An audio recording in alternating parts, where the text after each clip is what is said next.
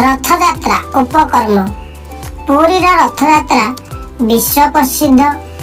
एही दिन महाप्रभु जगन्नाथ बलभद्र व देवी सुभद्रा रथ पुरी बड़दाण्ड में टणा जाए।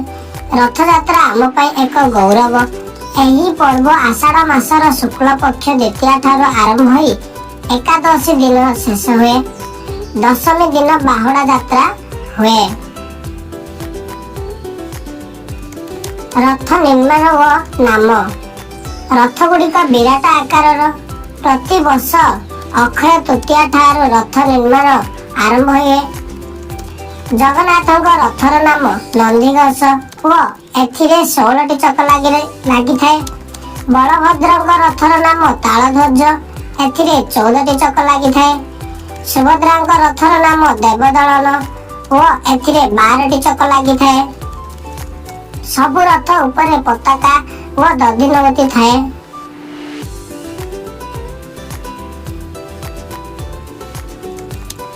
रथयात्रा किपरि पालन करा जाए?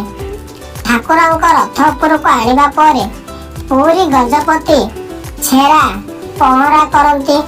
लक्ष लक्ष भक्तଙ୍କ गहनरे पुरी सहर कंपी उठे।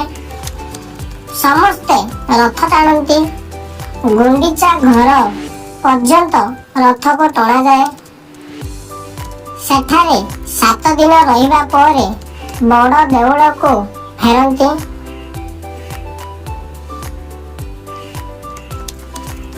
रथयात्रा अन्य कार्यक्रम रथयात्रा को सुंदर करने पुलिस रेडक्रॉस स्वास्थ्य सेवक इत्यादि नियुक्त होती।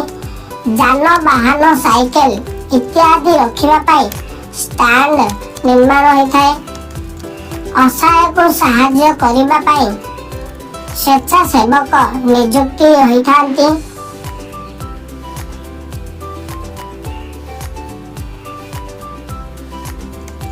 शेष कथा पुरी रथयात्रा विश्व प्रसिद्ध यात्रा।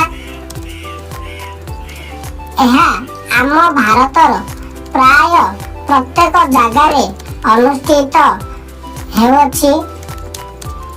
जाति वर्ण निर्विशेष समस्ते पालन करिथांती। रथयात्रा आम ओडिशार गर्व व गौरव। এই ভিডিওটি ভাল লাগিলে আমার এই ওড়িশা পিলাଙ୍କ শিক্ষা को सब्सक्राइब करनियंतु। जय जगन्नाथ।